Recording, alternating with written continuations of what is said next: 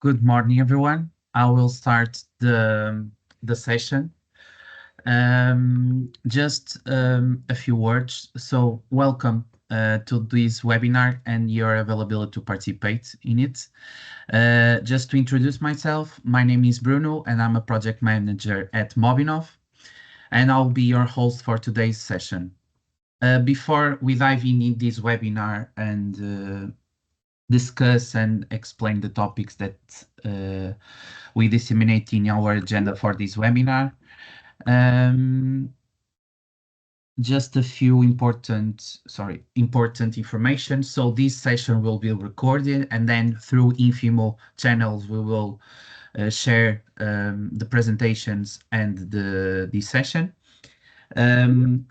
Your microphones are muted, so use the chat to ask your questions, and will be a moment for the keynote speakers answer these questions at the end of the webinar in Q&A session.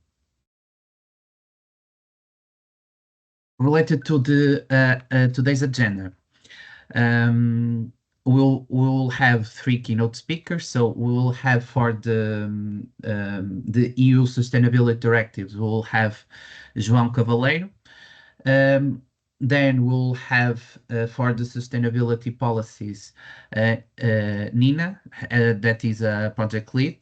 And finally, related to the sustainability and OEM CRRs, we will have Pedro Silva, that is the managing director at OPCO, that is one of the partners in the organization of this webinar.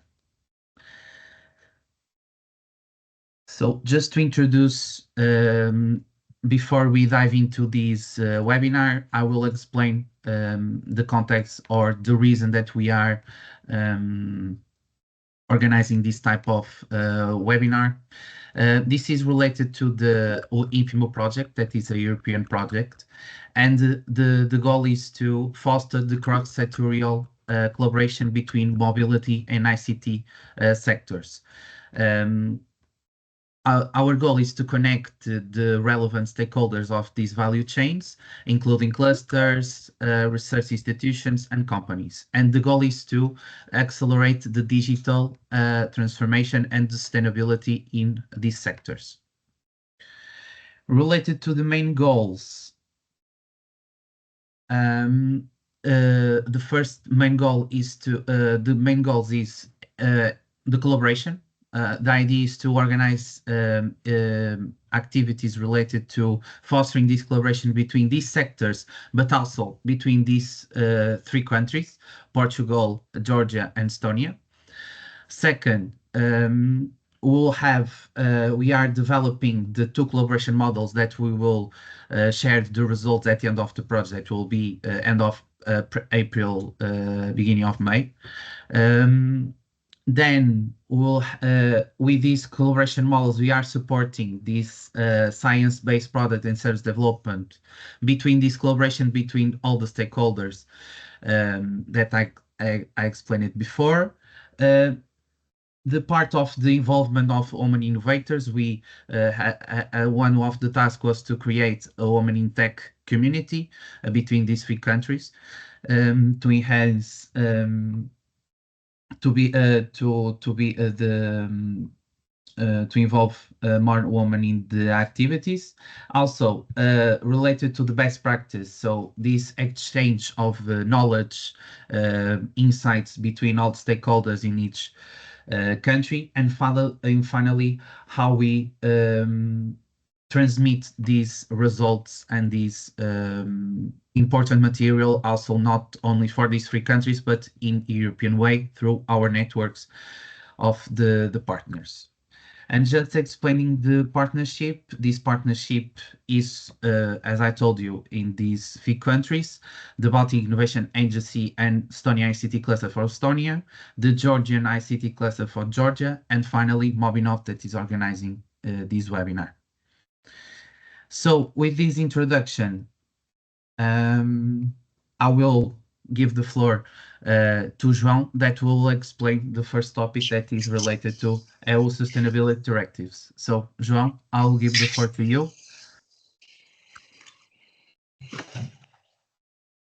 My dear fellows, shall we start our engines? And I look at this glass and I ask all of you if this is a glass half full or half empty. I'm not seeing your faces, but keep this answer for you and think, is this half full or half empty? A bit of silence, because this will be the answer to our explanation today. I'm always among businesswomen and businessmen, executives, and if you are sitting here at 10 a.m. in the morning, listening to a lawyer and a professor of law, it's one of three solutions. One, you are courageous, very courageous, and be patient on that. The second one, you are concerned about the subject. And the third one, you want to gain an advantage.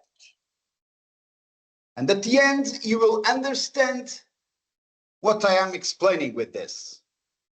I'm going to put here the time because, as you know, if you leave the floor to lawyers, they usually try to expend more the time that they have. So we will start our engines for 20 minutes on this journey. You can stop me if you want. Bruno can leave you the microphone to ask if you want. You just type it. So these three possibilities, I don't ask, I affirm, because I'm used to be with persons like you every day. And if you ask who I am, I'll answer you. I'm João Cavaleiro. I'm married. I have two wonderful daughters. That's who I am. What I do, I'm used to say that I help business women and businessmen to earn a lot of money, to succeed, and be far, far, far away from the prison. So that's the main idea that I usually do every day.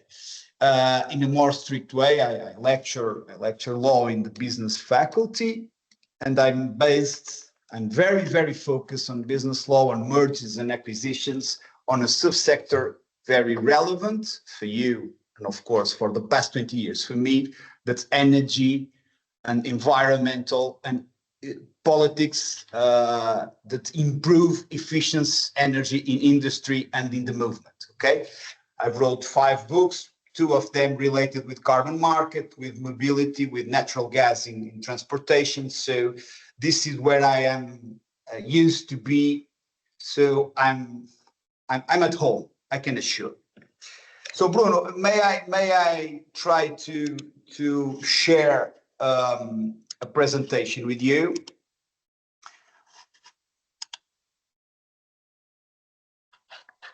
Okay, then I'm gonna try to share it in a big way, if I can. Okay, let me do this. Okay, I'm gonna put it in the first one that it's so this is our starting point. If there's a problem, please say to me. 2 or 3 ideas. This is who I am, of course. This is our agenda, okay? The starting point is where we are nowadays on the CSRD. I'm not going to explain what it is because all of you know. Then there's a curve and counter curve that's named omnibus. That's where we're going to focus today. Then the third part is what I have named the winds of change. By chance, this is the name of my presentation. This is the winds of change.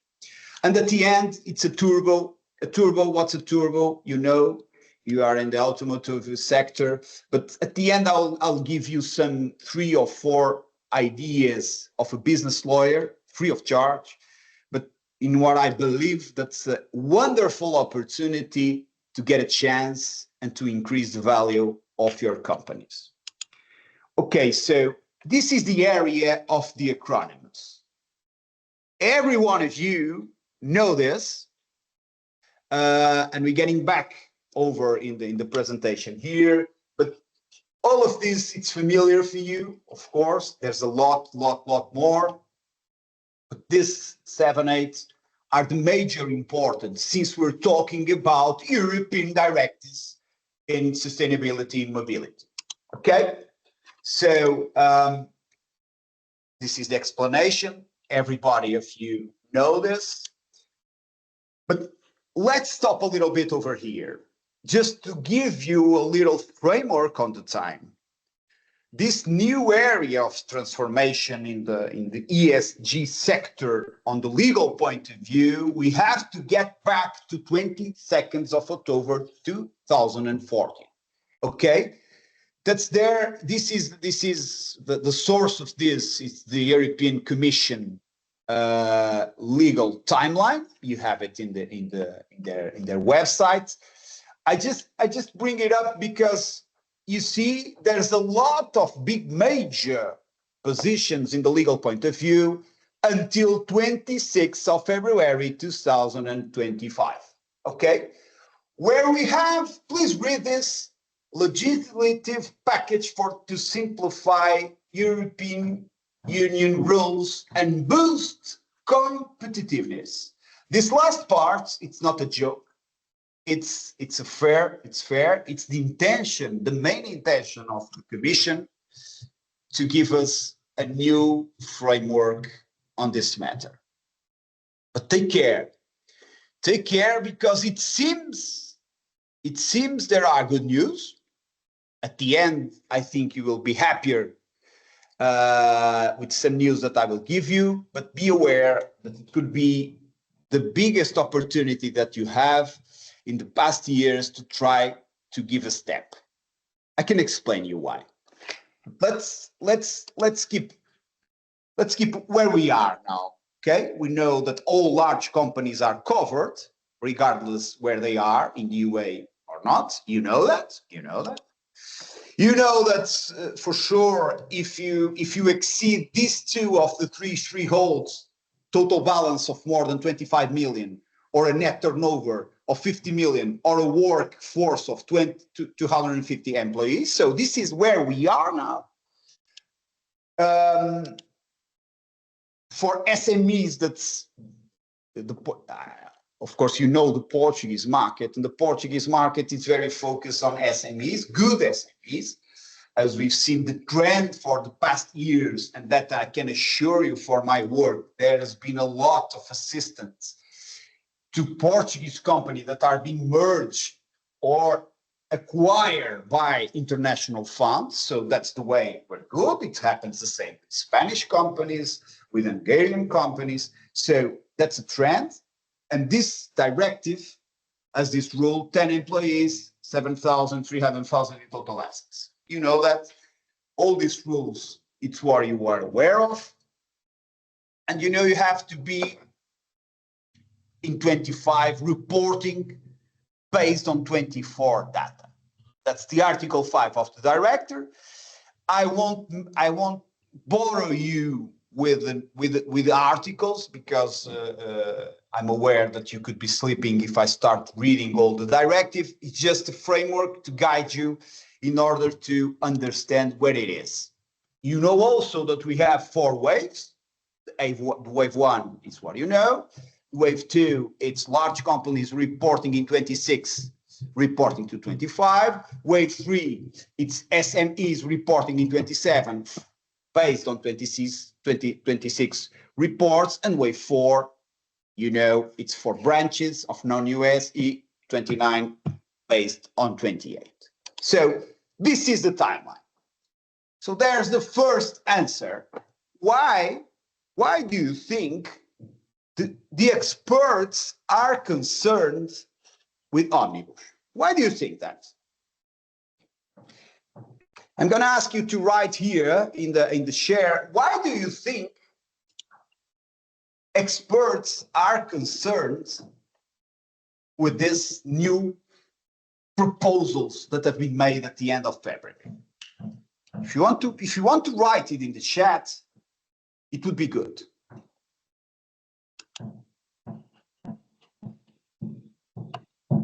Bruno, no one is answering, so I'll go on. Okay, if someone answers, please interrupt me. So they are concerned because we have to balance here two ways of thinking. Either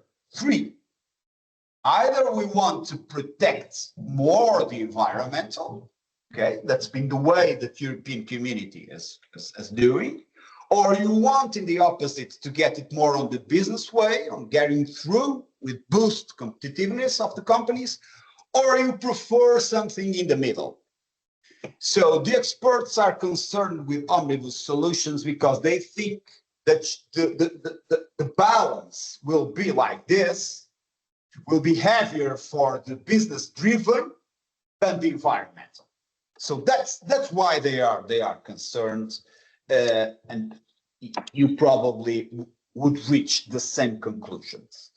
But just a bit disclaimer, since we're talking about law, a disclaimer, you have to understand that all these proposals made on last February are subject to consideration of two big partners on the UA, that is the European Parliament and the European Council. Okay, so these measures have to pass over these two major organs. So, and it may be more simplified.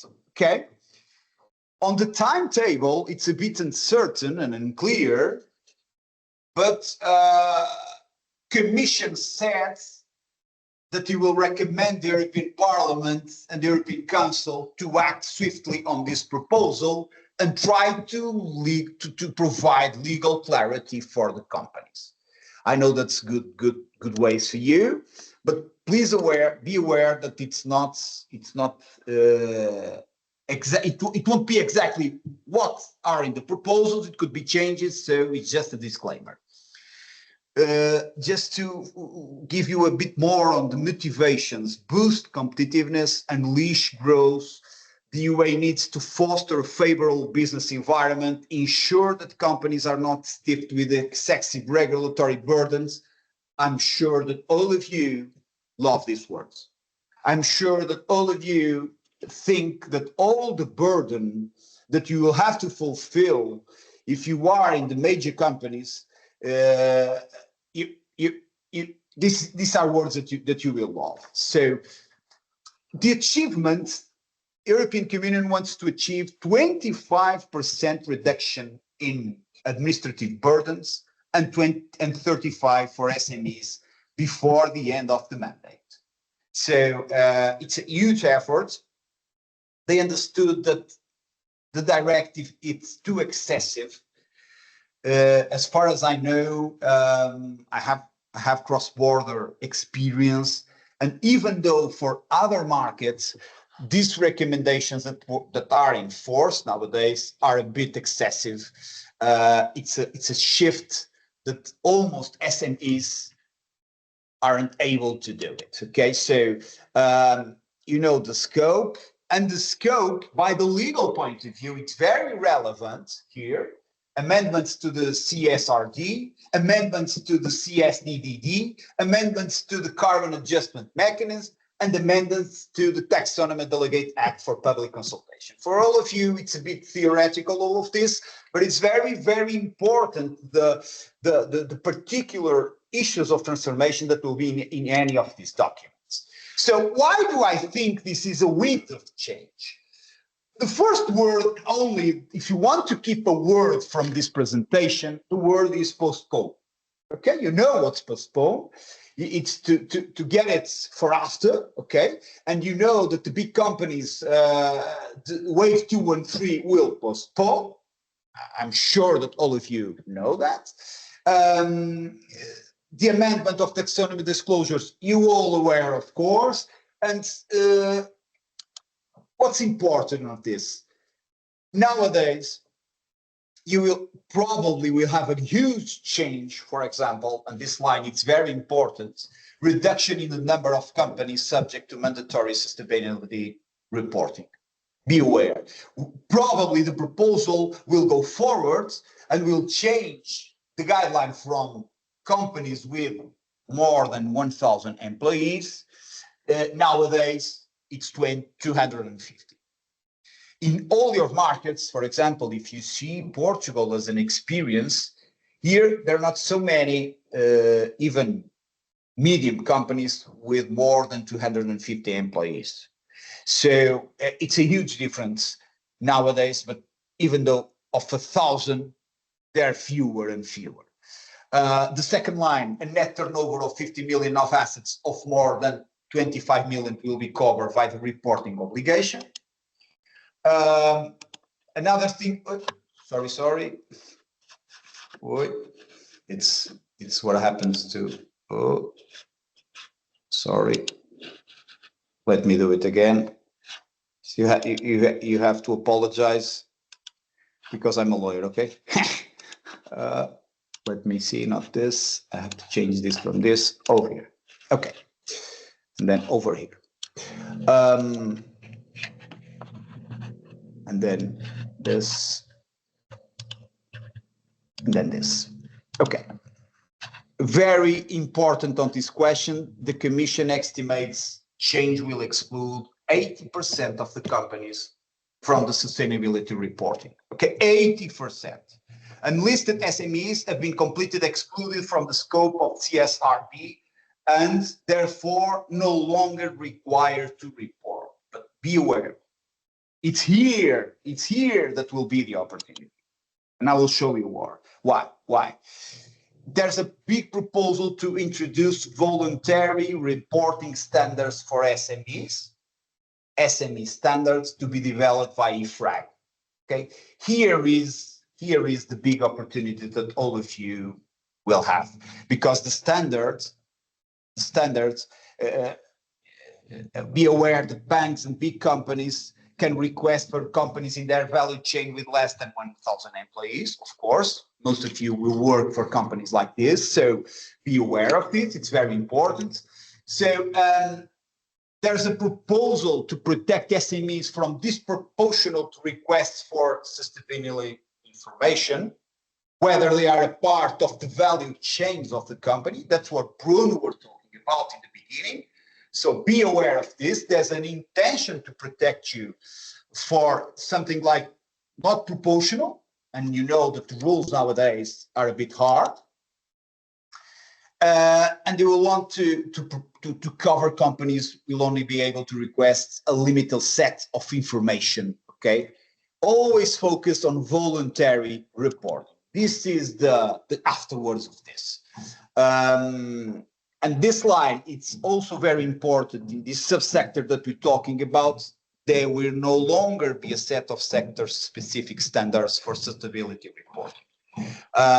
It's a huge difference between what we have. It's a huge difference. So be aware of this. You know, the postponement of 2 years.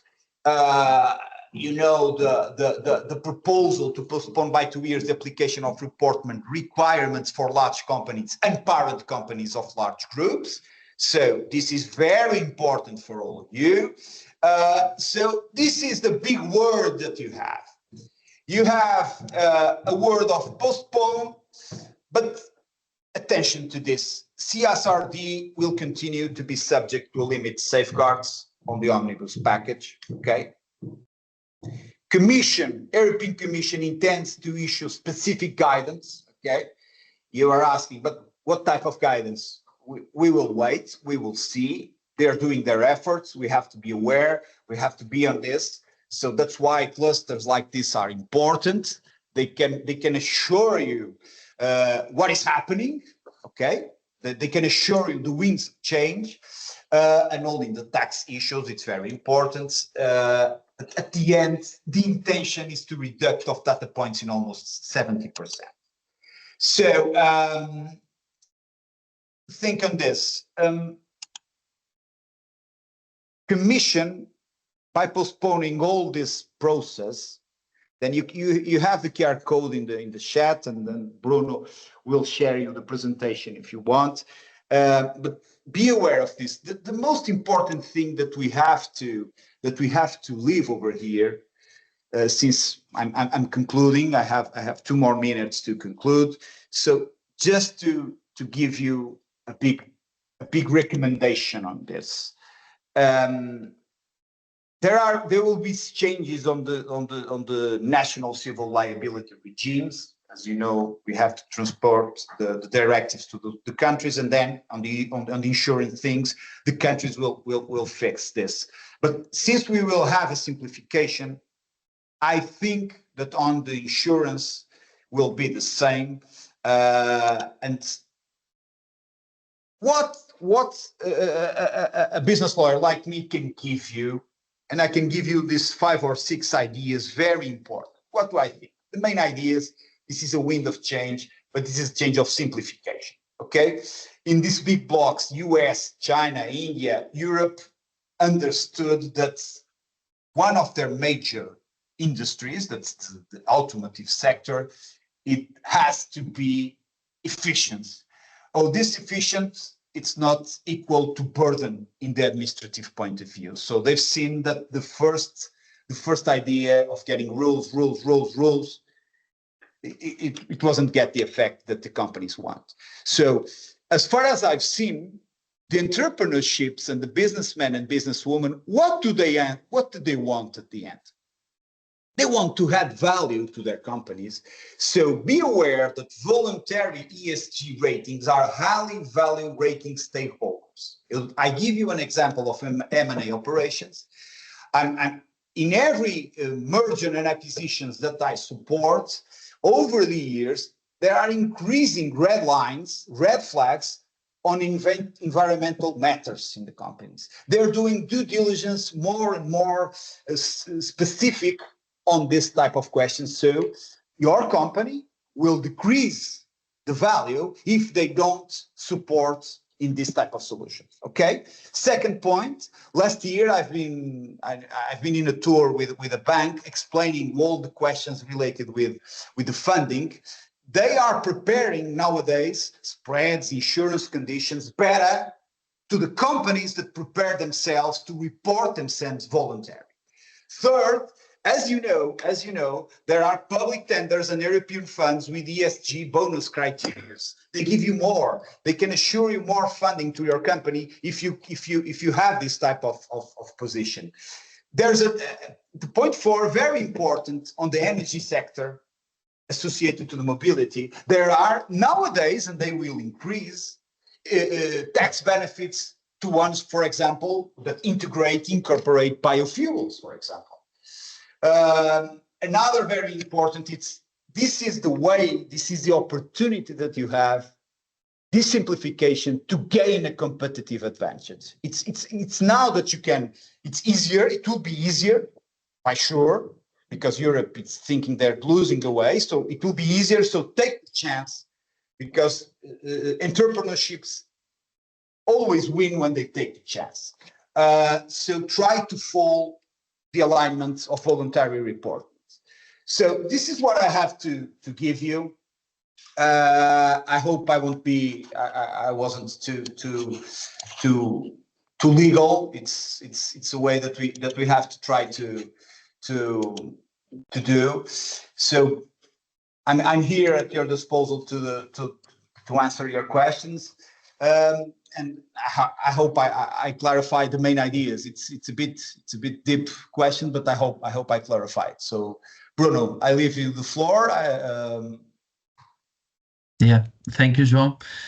We have one question, but related to timing, as we said, João, we have a question from Patricia, but we will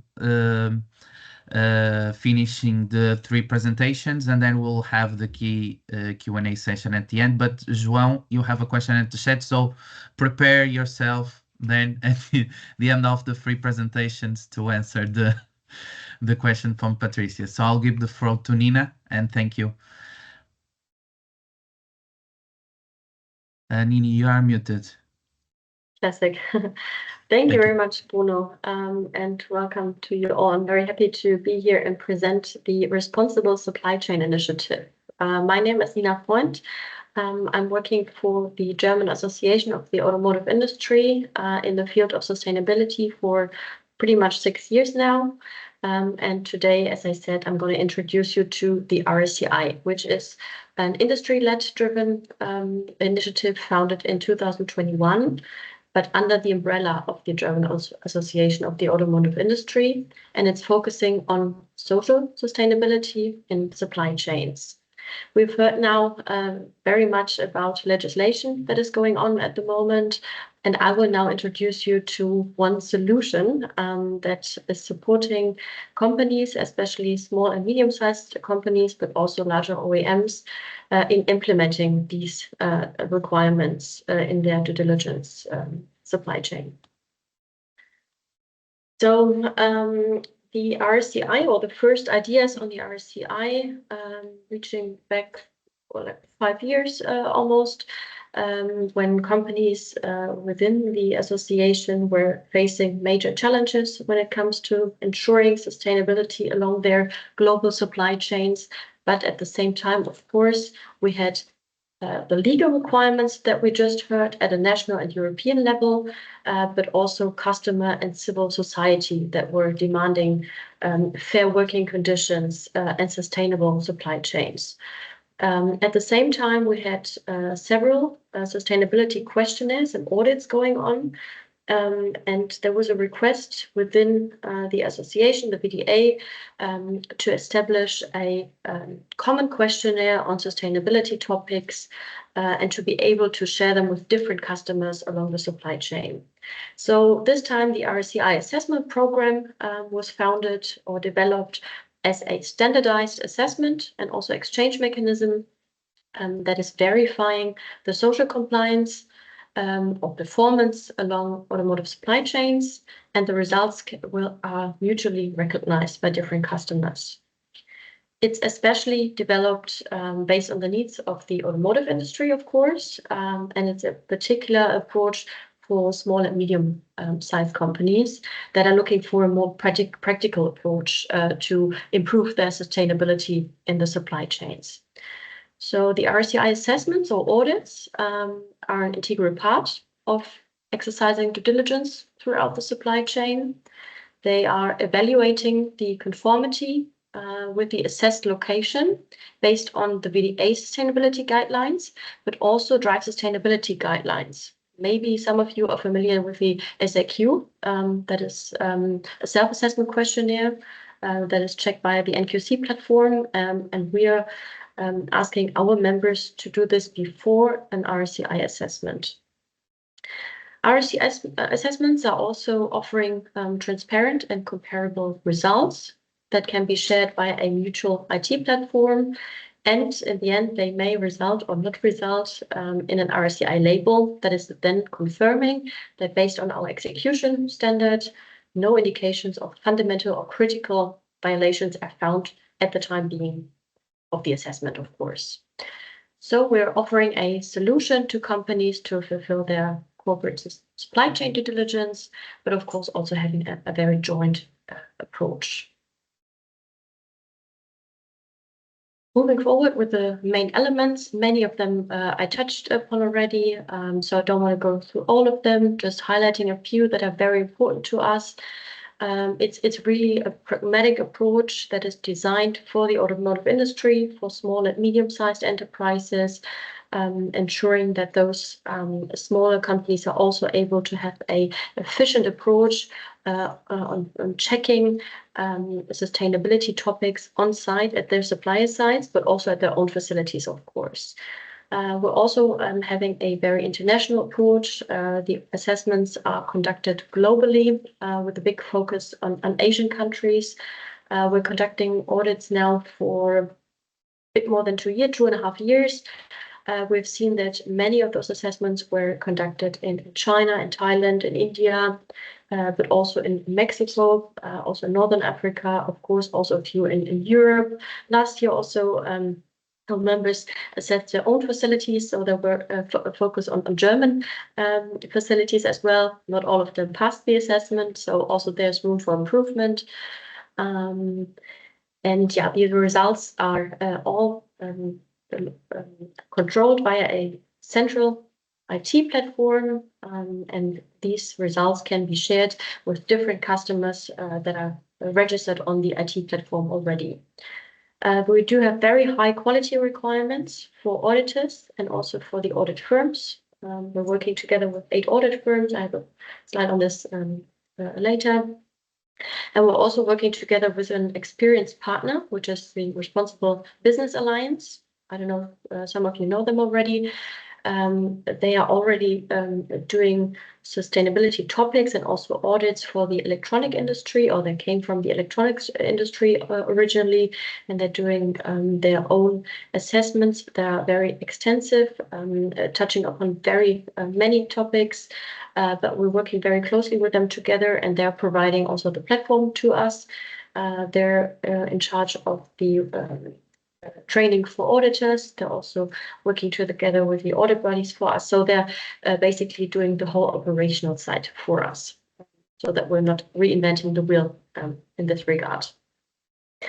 Yeah, so multiple assessments can be avoided. That's what we had before, and it proved the situation already. And now we're also working proactively when it comes to legal requirements. So our standard is already aligned with the German national supply chain due diligence, but we're also looking at the European level, of course, because even though there's omnibus and some postponed legislations, there will be something, of course, on a European level as well. Moving on with the assessment content. So the focus is really on the social topics. We have a very large part in our questionnaire that is focusing on labor topics. So, for instance, child labor, forced labor practices, but we're also looking into the rights of employees, how they can participate, what are the working hours, how are they fair, do they have fair payment? So there's a very large part on these topics, but we're also looking into health and safety topics, for instance, emergency evacuation, fire safety, also occupational health and safety topics, and the treatment of chemicals and hazardous substances. The part on environment is rather small because there are existing certification schemes on environment already, for instance, the ISO 14000. So this is why in our assessments, we're having only a very small part on the environmental topics. And these topics are directly linked to human rights topics and social topics as well. And the auditor has a chance to look into those topics. And in case there are major deviations, they can, of course, request a specific environmental audit as well. So here we're really looking only into waste treatment and wastewater treatment. And as I said, also the treatment of hazardous substances and waste. And then very important, we also have a chapter on the supply chain due diligence. So that we're looking how the supplier is operating. Do they have a code of conduct in place? Do they have a license to operate? And how are they passing on the requirements in their supply chains as well? So very relevant chapter to RSCI 2. The whole standard is processed by the IT platform that I was referring to already. So from the first registration on the platform, where you enter your details, your facility details, to the initiating of the first assessment. This can be one of your own facilities that you want to assess, or one of your supplier facilities that you want to assess. This is all done on the platform. Then the contracting and scheduling phase is starting, where audit firms can bid on the assessment. So there's no fixed prices, so to say, but rather we're always calculating, or the platform itself is always calculating the cheapest prices on the market. And it's based, of course, on product risk, country risk, and the size of the facility that needs to be audited. As soon as the contracting is done, the scheduling is then taking place. The auditor goes on site, of course, is doing a classic audit. There's a time frame in which the auditor needs to upload a report.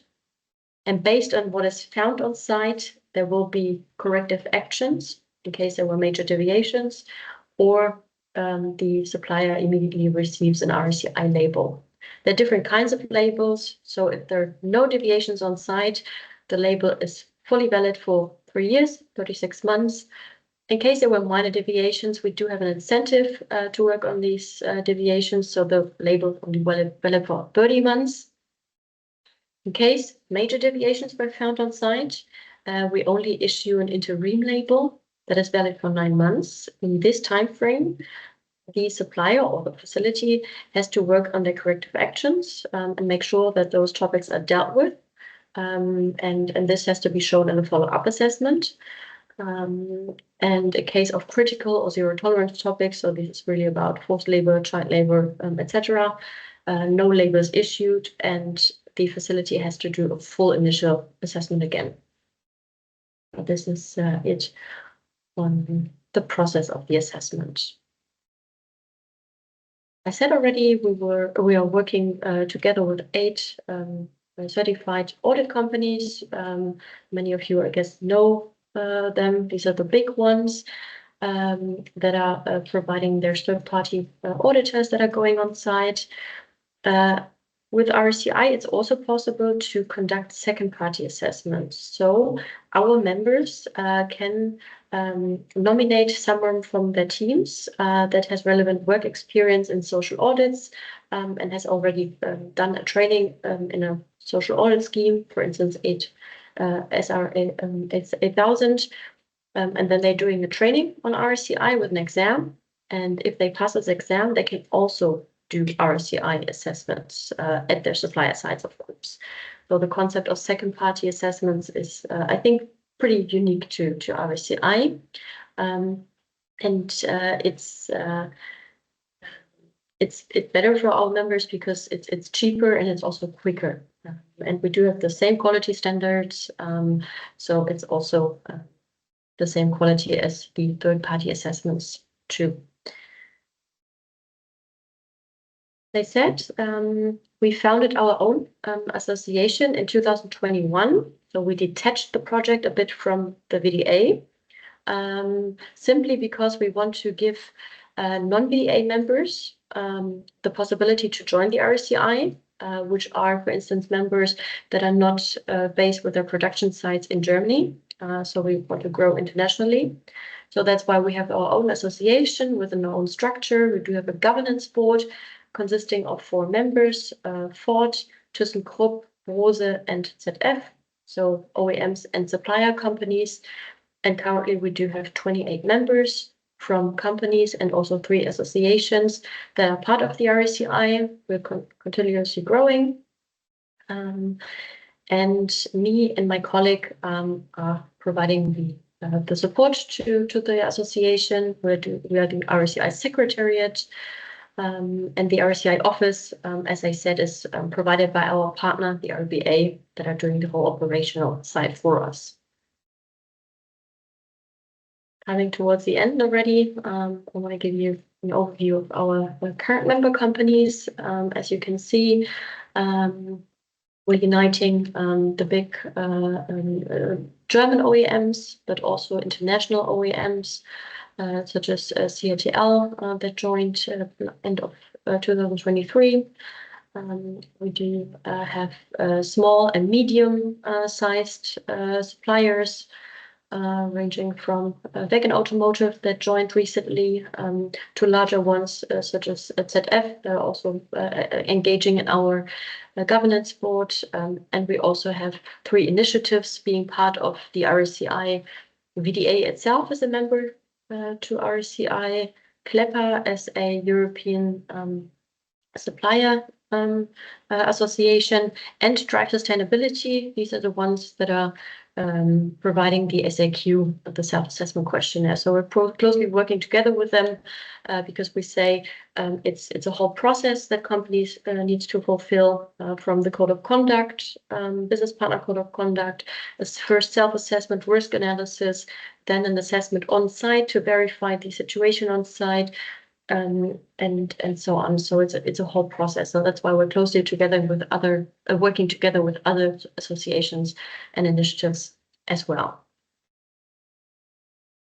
Yeah, and this is it already. This is my colleague on the right side and me. We're the ones that are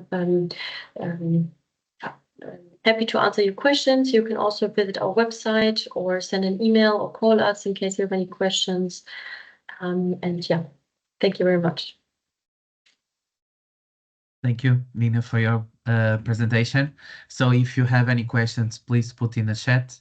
And after Pedro's presentation, we will start the Q&A session.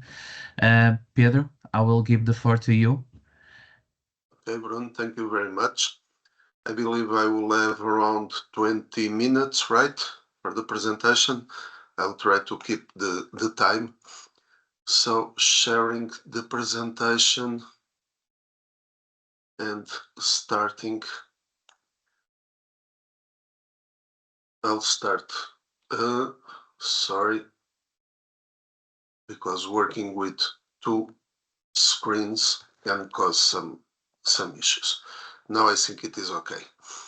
So good morning, everybody. My name is Pedro Silva. I'm the responsible at OPCO. OPCO is a consulting company and training company. We are also licensed by the VDA QMC.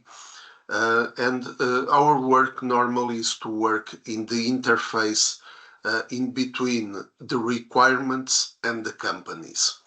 So our role in this type of situation is a little bit to understand the requirements, including legal requirements, but also including to understand what the customers, what the OEMs and the big tier ones are requiring to their supply chain.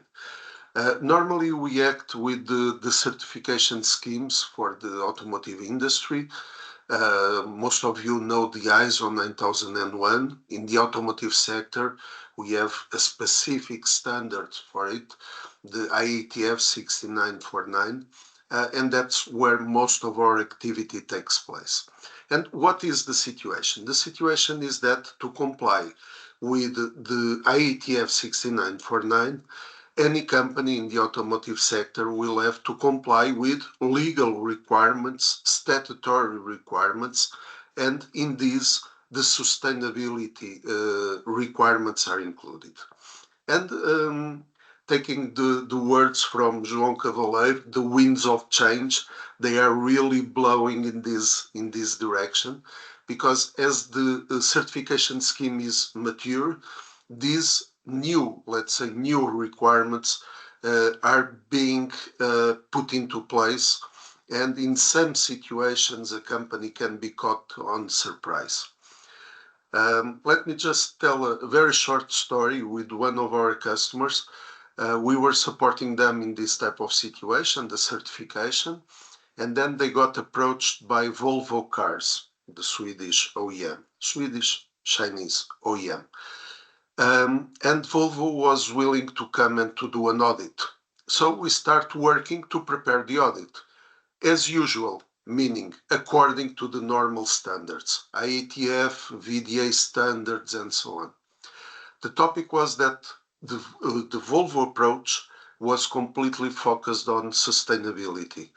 All the 2 or 3 days of audit were focusing on these topics that we are talking here. And sometimes it can be difficult for companies, either national or multinational, to understand those requirements because of the difficulty to find the right information in contracts, in requests for quotations, in the portals from the customers. So that's why this topic is more and more on the table for the sector. Just to give a brief introduction, I will not take too much time because most of the situations were already mentioned. I just highlight here, sustainability initiatives are not just regulatory, as if it was not sufficient, but also the situation that the companies need to look now. It is a yes or yes. It's part already of the requirements from most of the customers, and this can affect from big multinational companies working in Portugal, as it can impact small companies not very much used to the automotive sector, that are starting to work with the automotive sector and suddenly get all of these requirements as a precondition to get the possibility to submit a tender or not.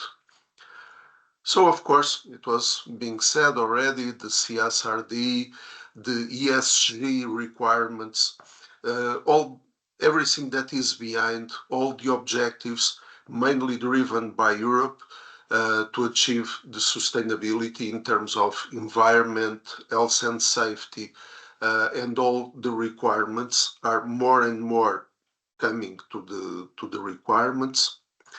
And we start seeing companies, here just a few examples, Volkswagen, BMW, Mercedes, Tesla, Volvo, Ford.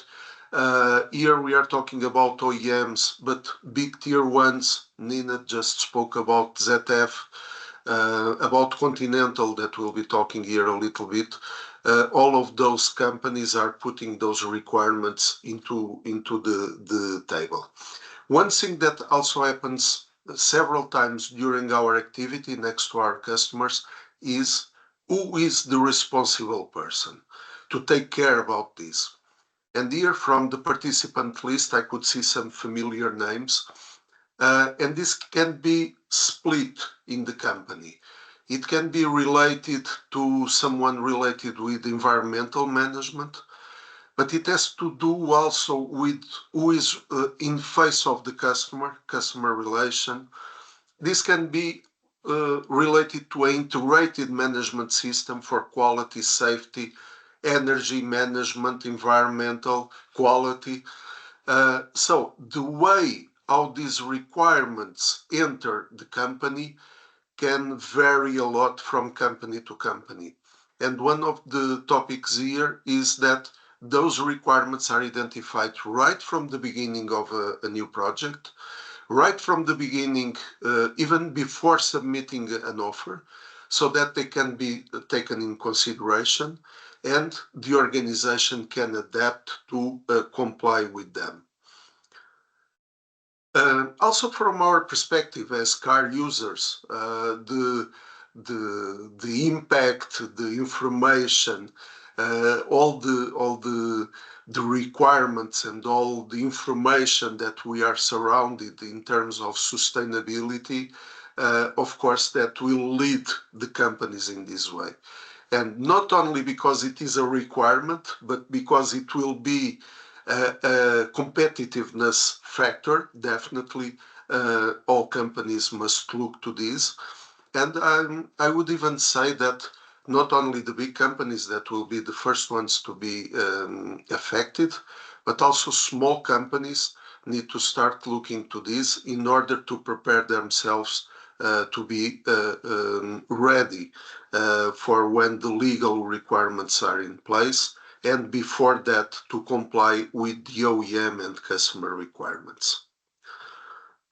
So it's already a business requirement for the automotive suppliers, no doubt about that. The requirements from the OEMs, from the car makers, are increasing. And we will talk about two specific cases. This just to make the context and our work with Mobinov in the past. The first work was to prepare a GPS, like the global positioning system, for certifications for the automotive sector. What I'm going to present now is a little bit like an introduction to what can be also this GPS, and with two situations that we took part. One directly, that we'll be talking here about Volkswagen, that affected us, OPCO, directly. The other one that we'll see after, where we were called to support a potential supplier for Continental. So starting with this, and starting also with the SAQ that Nina mentioned, and the case for Volkswagen. This was dated, if my memory is okay, back in the end of 2023. So as a service provider, we have access to Volkswagen Group Supply, Volkswagen Portal. and we get information, automatic information, when there is a new requirement. And by the end of 2023, we receive a warning, please go and check regarding your sustainability classification. Okay, we went to the portal and there was that message. Please register to SAQ, fill in the questionnaire in order to fulfill the minimum Volkswagen requirements to continue to be a supplier. So this is a little bit the situation today. My first question was, okay, we are a service provider. Is this applicable to us? I tried to get information directly with Volkswagen. It was not that clear at the time, but the recommendation was, yes, go for it. And we did. We got the minimum requirements, I have to say, not much more than that. But we got that compliance.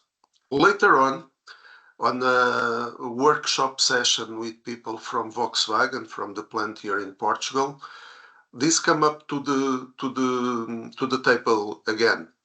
And again, we were not talking about direct suppliers for parts or components. We were talking about tooling suppliers or even service suppliers. And again, this requirement was already being reinforced by the Volkswagen colleagues. Go to the suppliers, talk with them. They need to comply with this. What is the other aspect? I'm also an auditor for that standard, the IATF.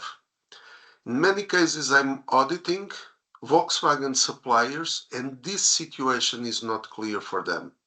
What they need to do, how mandatory it is, and talking about Volkswagen, talking about Stellantis, for instance. Even last week, a tier 1 supplier to Stellantis was asking also for some procedures, where to get those, where to get indication on how to fulfill those procedures. So this is the example as a major OEM. This is also transversal. You can see here BMW, Daimler Truck, as far as we know, Ford, Geely, Honda, JLR, Mercedes, Scania, Toyota, VW, Volvo, and so on. So this is one of the so-called customer-specific requirements that you can see here in the other. That is almost like code language to what does a company need to implement in order to add to their certification so that they can keep on supplying to the automotive industry. So this was one of the first contacts with the SAQ, now the version 5. Talking a little bit about that, it was divided in 6 main topics, also as Nina showed before, in terms of sustainability management, human rights and working conditions, the occupational health and safety, but also business ethics and compliance, environmental and climate management, and also the responsible supply chain management.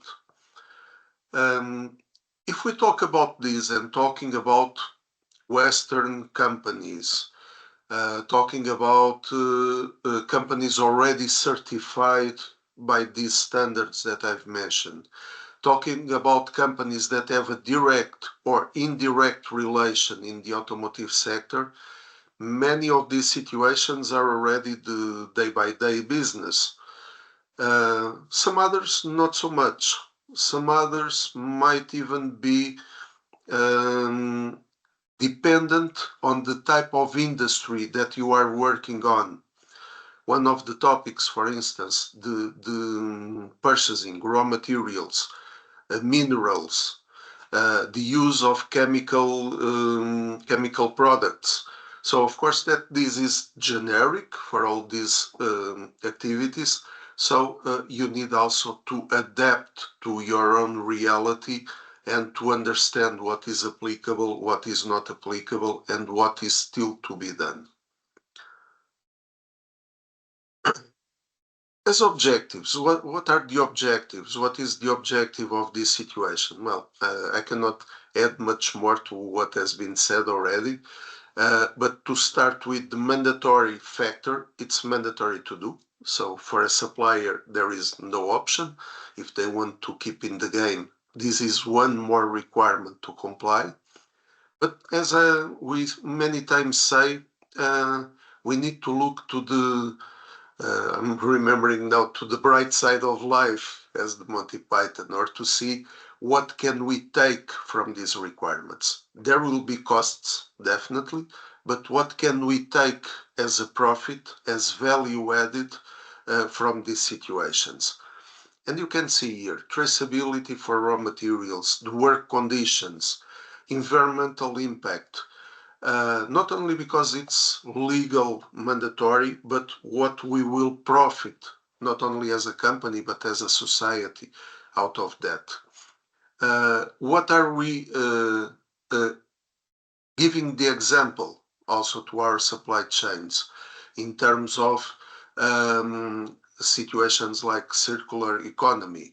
What are we taking as an example to our customers, also as companies, on what is our role as a player in the society? So all of those situations will definitely work for a better image, a better product, and a better market penetration for our products. This was the situation with Volkswagen, talking about the SAQ, the self-assessment questionnaire, and the requirements, an example of a requirement from an OEM. This next one was a bit different and more challenging, I have to say. First of all, starting by saying that here I'm using the logo of Continental, but this was for a specific situation for Continental tires. As far as I know, this is not transversal to all Continental divisions. And we got this as Continental was trying to develop a company that would be not a tier 1, not a tier 2, probably a tier 3, 4, or 5. This company was really next to the raw material. They were just processing the raw material taken from the mine. Okay, so but they were applying to be in the Continental supply chain. So apart all of the other standards like the ISOs, like VDA 6.3 that some of you know, also this sustainability was one of the requirements. But here the assessment process was different. Here it was not the SAQ that Conti was asking, it was the EcoVadis scorecard. So a different platform, but coming from the same principles. So in this situation, it was one of the requirements. The weight of this requirement was basically the same as passing in the ISOs or the VDA standards. So in terms of commercial potential, the situation was clear for this supplier.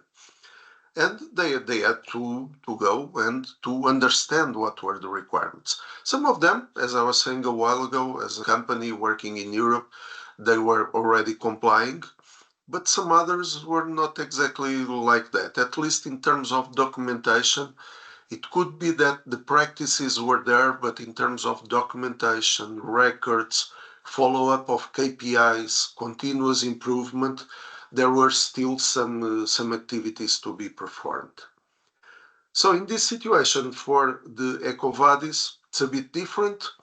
21 criteria divided in 4 pillars: environmental, labor and human rights, ethics, and sustainable procurement.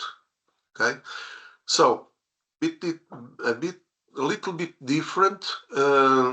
Different scorings, different criteria, of course, but the situation, the legal basis was basically the same.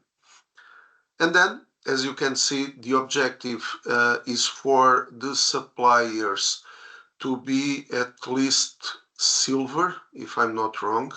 So you can see that it's not exactly so much easy to get there, But of course, that as anything in the automotive industry, those are the entering criteria, the lower limits, but then the objective is to go pass step by step until a better classification.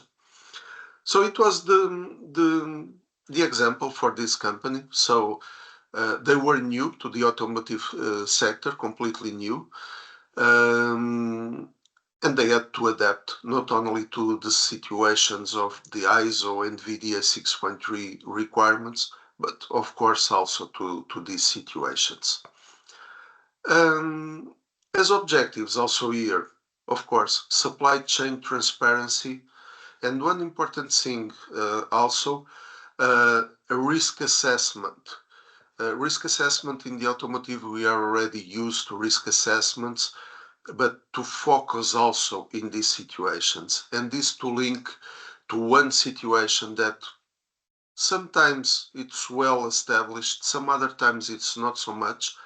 Even if we talk about the ISO 9001, for instance, last year or a few months ago, there is an amendment to the ISO to determine up to which point climate change is an impact to the organizations or not. So in the end, all of this is linked. We had a couple of situations with some customers to see how can we address this or address that. The best situation and what makes sense is to a holistic approach. So not only because it's from the ISO or from the CSRs, but what are we doing as a company to address all these situations in an integrated way? Some other situations, of course, the carbon footprint, the situation regarding the procurement is also something that is coming more and more. Just now, just before this webinar, we receive another contact for a specific ISO 20400 for procurement. So these requirements are coming and coming. Sometimes they are coming in isolated inputs, but important here as an organization, as a management system, is to have it all considered, all integrated in a common approach to all these requirements. Just to give a couple of trends, I believe I have here a few minutes. I'm not going into detail, just what we were talking with Bruno before this webinar and with Mobinov, some trends, circular economy, and we start seeing this already in the automotive industry. We even saw, this is very fresh and not yet very mature or clear, but even those rules, IATF standards, are now considering the possibility of remanufactured parts. So this is pretty new. This was coming up end of last year.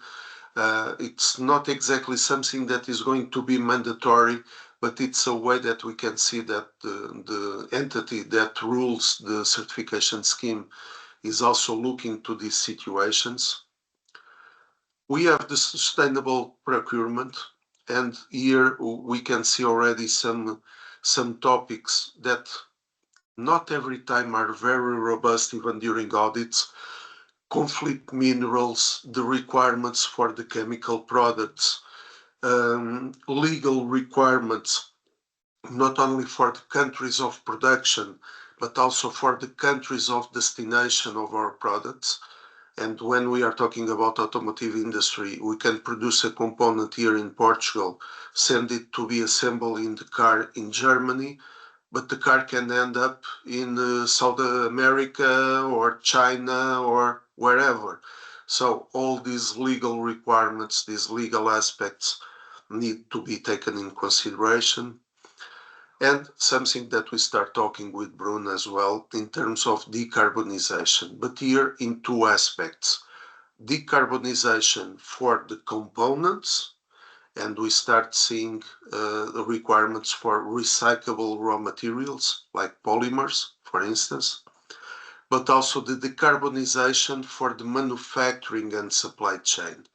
And here we can see already Some examples, even here in Portugal, one company that I was beginning of this year, of course, a multinational, it's not easy to all type of companies, a German multinational, that for the manufacturing activities, all the energy being consumed was already 100% from renewable sources, not only from what they buy from the energy providers, but also with the use of thermal energy, solar energy, and other solutions like this. So in the end, as a conclusion, sustainability is not an option. It is, and it will be more and more a competitive advantage, not only because of the risks involved, not only because of mandatory aspect of the requirements, but because of the market trends. But the last sentence I have also to say, because it's not being easy, not so much for a company like ours, but when we are together with our customers, this is the way, period. But we need to understand also the situations with competitors like China or now US, with different approaches, and the equilibrium in between being competitive and being sustainable. But this I leave to the politicians, and for now, thank you for your attention. Bruno, I think I'm on time, right? Yeah. Thank you, Pedro, for your presentation. This will be now the Q&A session. So we'll start with the first question that was pending since the beginning of presentation of João. So Patricia Cavaco asks, what is your opinion on how the omnibus proposal will evolve? Do you think it will be approved? And how should Wave 2 companies deal with the uncertainty given the fact that national law still required to report in 2026? For year 2025. Bruno, just a little comment on Yeah. and Pedro presentations. That's why Pedro were concluding. We have to see this as a huge opportunity. That's what entrepreneurships and business owners and companies have to do. They'll have to take the chance where the others are thinking that that's not the time. Okay, so I would like to highlight this. And answering Patricia questions, thank you. Very important questions, Patricia. In two lines. To the first one, I think Omnibus will go forward, mainly because we have a general overview of our competitors. When we say our, it's Europe competitors. When you see the US trends, when you see the China trends, European Commission understood that they opened the door. So if they open the door trying to facilitate, I'm sure that the European Parliament and the European Council, they are direct representatives of the countries. They will say, and probably they could open even more, but I think it will go forward. So it's the first one. The second one, it's something like a lawyer's rule. Until we sign the documents, it doesn't. It's the same. So we have, and Wave 2 will have to be as it is nowadays, until the improvements of new roads. So it's an easy one from my point of view. Unfortunately, as far as we've seen, probably it will go forward in a more fast way as it used to, because we have to change. But for now, we have to stick for the old rules, for the rules that are in force nowadays. It's this. Thank you, João. Feel free to ask questions. If you want to speak and not to write, tell me that I can give you access to the microphone to speak. And I don't think we have questions, but Nina, I have one question related to your presentation. As you told us, your initiative and the assessment, can you say some suggestions for a company that is, because Pedro talked that OEMs and Tier 1 already has these in place, but for the small companies to start preparing themselves, what suggestions or recommendations that you can share with us for beginners on this sustainability process? Sure.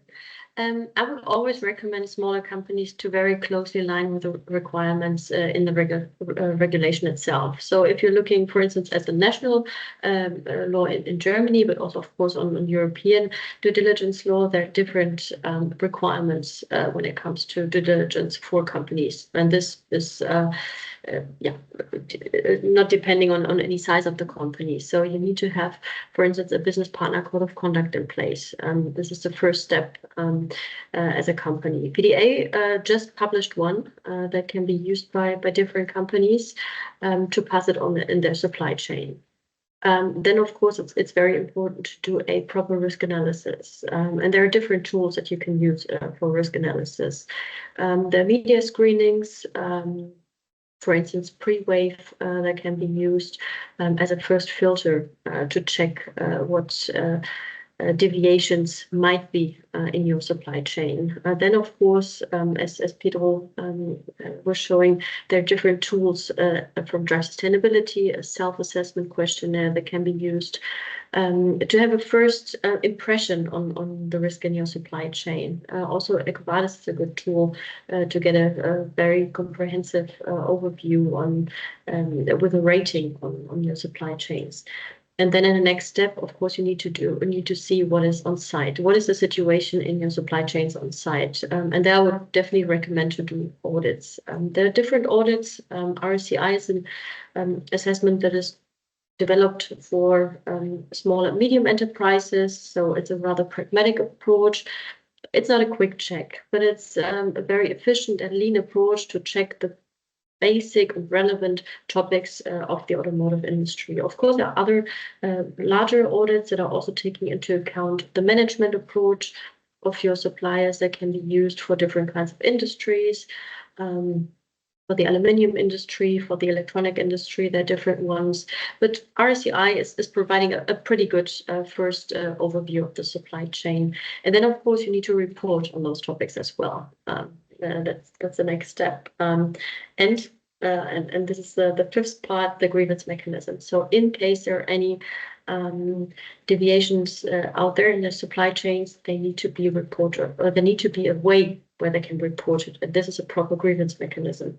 In Germany, we do have a sector dialogue where we're also developing guidelines on how to deal with those topics. They're also available in English language. So if you're interested, I can share them with you as well. Yeah, thank you, Nina.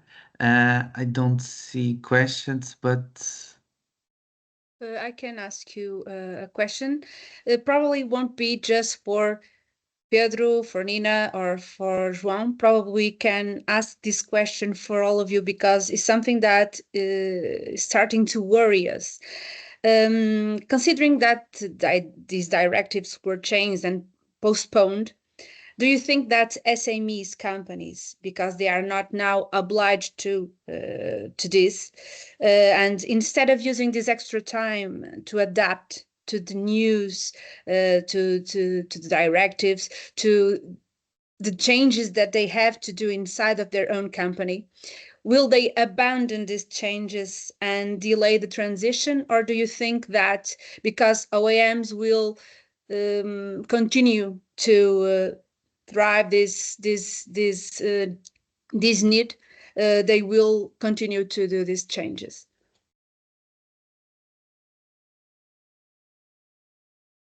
I can start and talking about this specific situation for the automotive sector.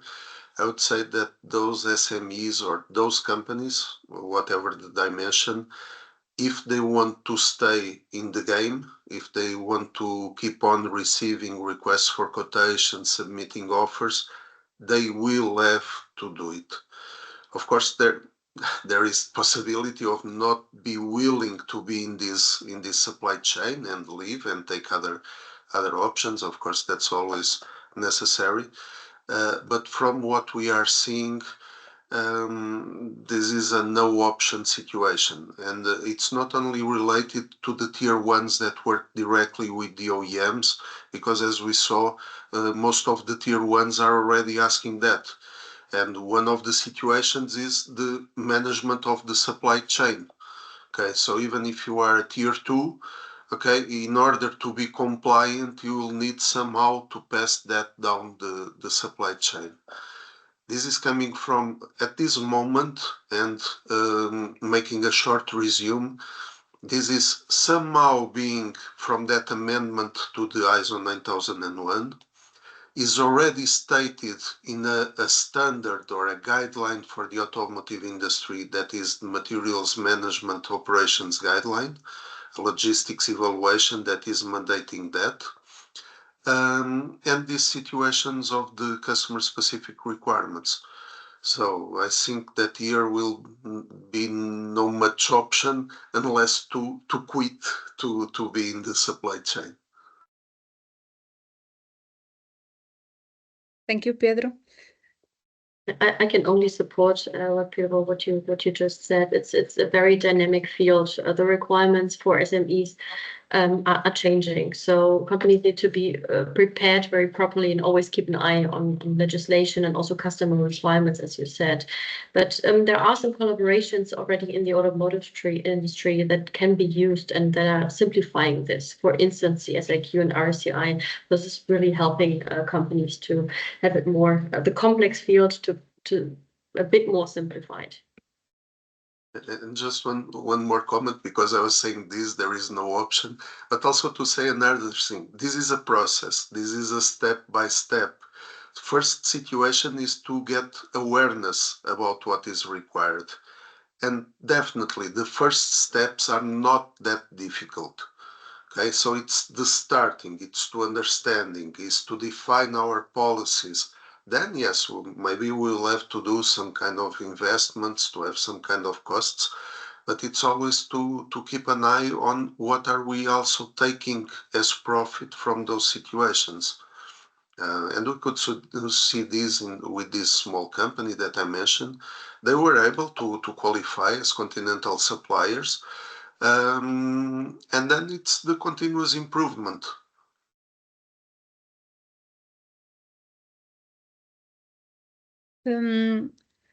Another question that I believe that is very important concerning this topic, circularity.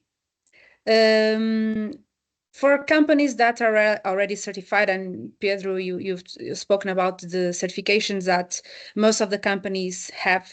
We have the 14001 that already talks about circularity, not as this term, but looking at the product or the what we are going to build has a global point of view since their beginning to the end of life. So from my experience in Portugal, for instance, we still don't have a very good network for circularity. How can we bring this to the companies? Because companies already send their wastes to treatment, and they do this already. But we are talking about circularity, that is taking advantage of something that they produce, and they went to produce garbage, let's talk about like this, but we can put it inside of the value chain again. So how do you think that we can put this in working? Because it's something that we feel that is still missing for companies. Well, let me split that in a couple of situations. If we are talking about circularity to re-enter the automotive supply chain as a new product, In that case, Portugal has a bit of a disadvantage because we don't have many companies design responsible. You see, so many companies, of course, that we have some of them, and I'll get to that. But most of the companies, they produce based on a drawing, based on a specification.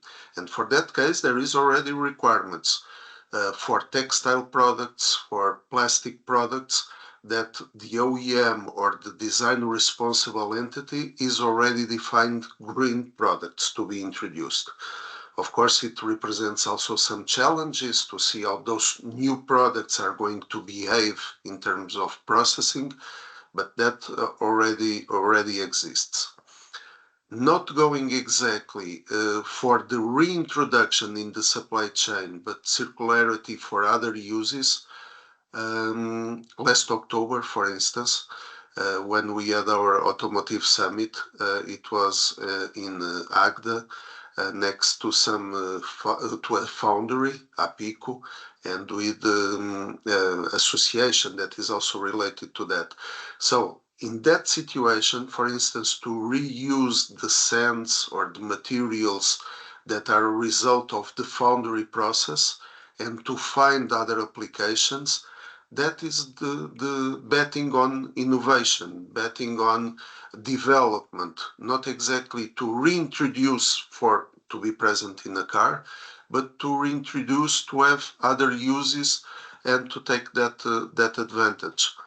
This, I would say that entities like the universities, the associations, clusters, will have a great role on this, promoting those situations. And one of the topics is to show those situations, to demonstrate what is already being done, in order also to motivate other applications like that. Yeah. Thank you. Thank you. That it's time to finish our webinar.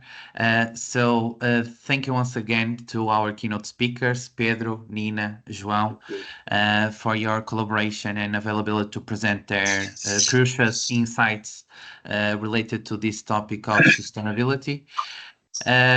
Just to announce that there will be a cycle of webinars related to this topic that Mobinov will organize.